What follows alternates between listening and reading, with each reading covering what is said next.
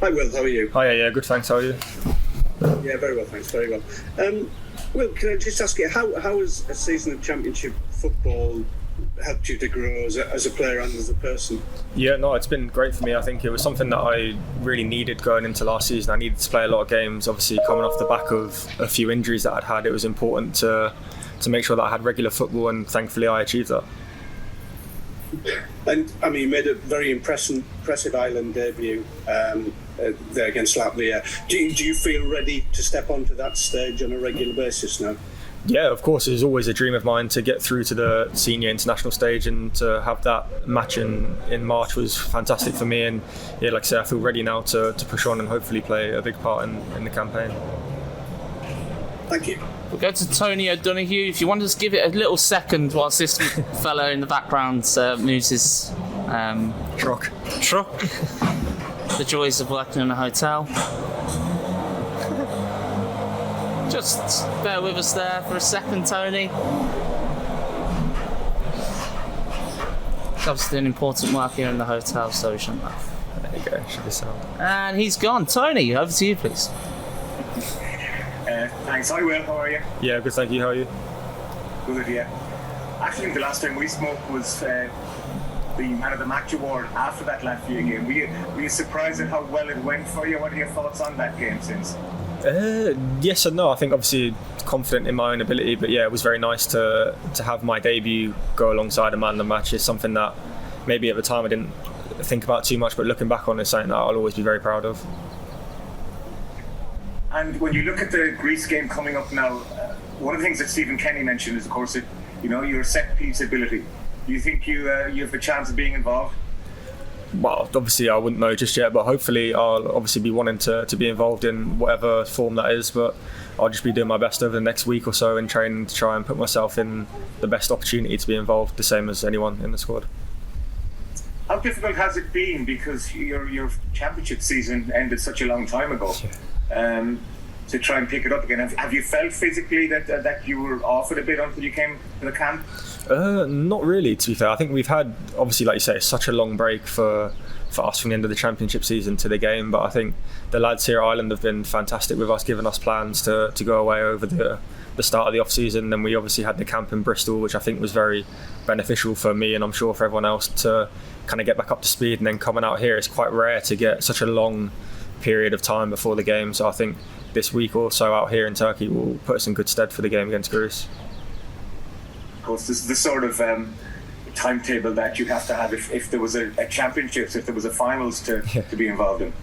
Yeah, no, exactly. It's quite rare on the international stage to get such a long time together, and like I say, we've got a lot of people coming from different clubs, so it's important that we all get back to understanding each other and training with each other. So I think this 10 or 11 days, I think it is, will be fantastic for us. Best of luck to you, Will. Thank you. Thank you. Phil Egan, please.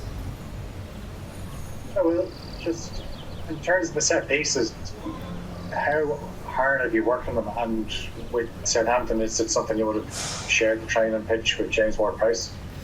Yeah, it's something I've always took set plays going through the academy at Southampton, and then when I got to the first team, I have done a few sessions with James Ward-Prowse. Obviously, he's one of the best probably in the world at taking free kicks, and we're learning from him is something that I was very fortunate to do, and hopefully I can carry that into my Ireland career. And at the moment, there's probably plenty of players training with you who are a little bit uncertain about their future at club level. What would your advice be to give to some of those teammates that might wonder, should they drop down, or you're just coming off a full season of the championship, the benefits of that for you? Do you mean my Southampton teammates, or? No, your Irish teammates. Oh, sorry, can you repeat the question again? Just that there's a lot of them that maybe aren't sure of first team football, and should they drop down, should they go elsewhere looking for first team football? Would you advise them that's a good thing to do, given your first full season?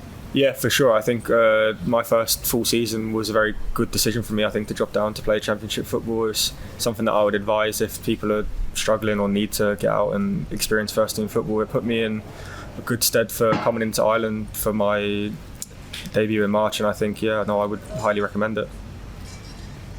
Thanks, Will. Paul O'Hare, please. Will, how's things? Yeah, good, thanks. How are you? Good. I'm just what are your kind of club intentions at the moment, just with regarding Southampton, and how difficult was that watching them go down from afar?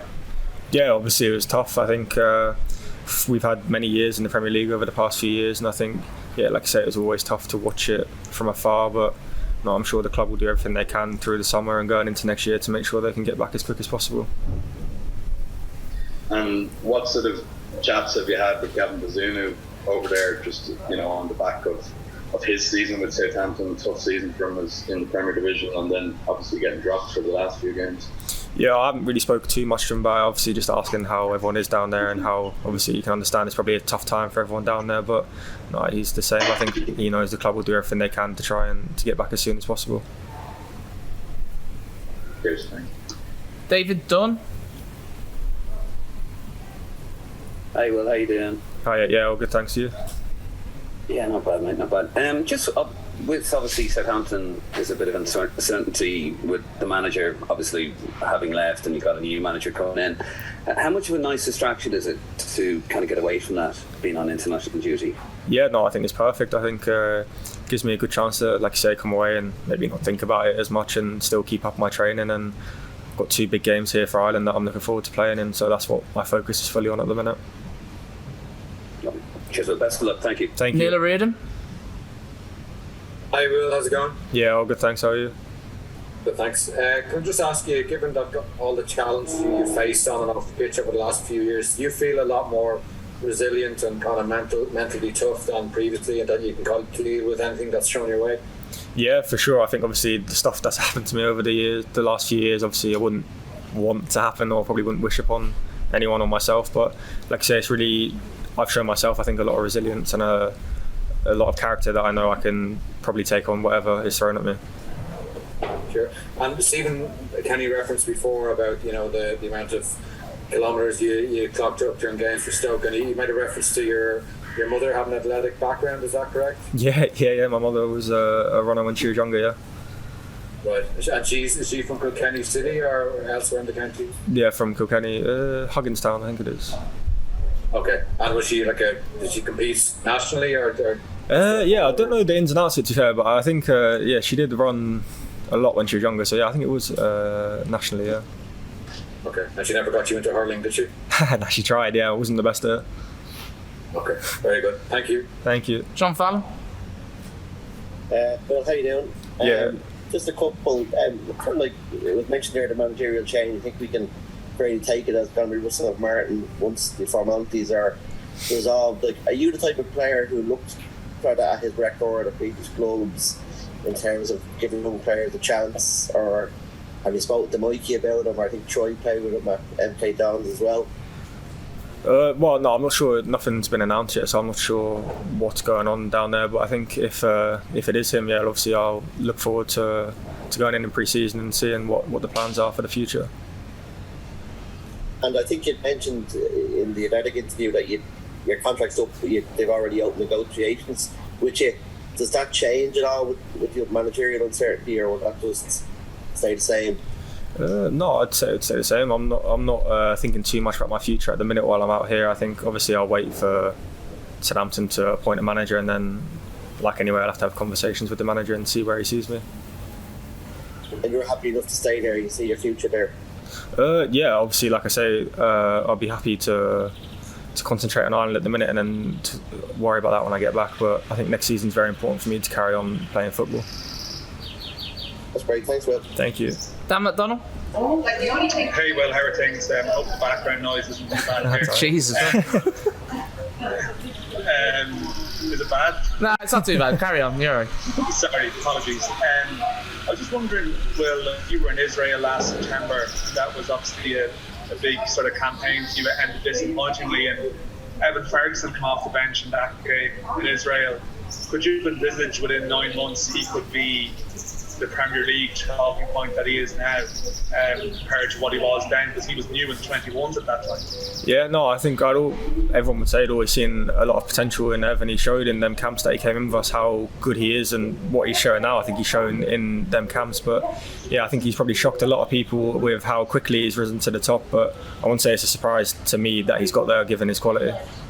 Does that give everyone a push though? You see someone around your general age group, I know he's a little bit younger, but he's really achieving good things at Premier League level. Can that push all the rest of that generation on too, to see one of our own doing it and push you on as well, if you know what I mean? Yeah, no, for sure. I think he's obviously a shining light at the minute for Irish football. I think with how well he's doing, and like I say, if we can get as many players as possible up to that level, it would only benefit us.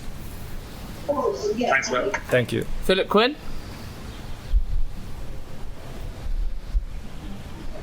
You're on mute. Philip? There you go. Thanks, Will. You know John O'Shea from your time in Stoke and the Irish under 21s. What has he brought to the senior camp so far? I think he's got such a great career behind him, and he's got a lot of knowledge of football in general. I think he knows how to qualify for tournaments, and I think that is something that obviously everyone in Ireland would love, and I think that's a lot of what he's bringing to the table. He was a defender as such, but he did play midfield for Ireland. Just in terms of your own position, where do you feel your best position is?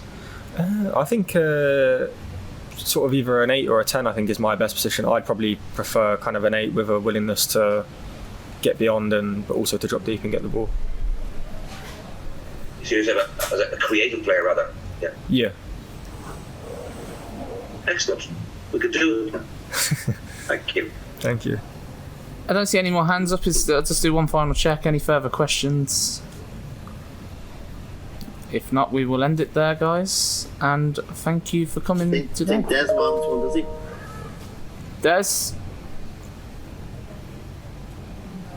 Des? You're on mute. Des. Oh, it's I was using the hand up function there. I don't know if it's working or not. It's definitely not working.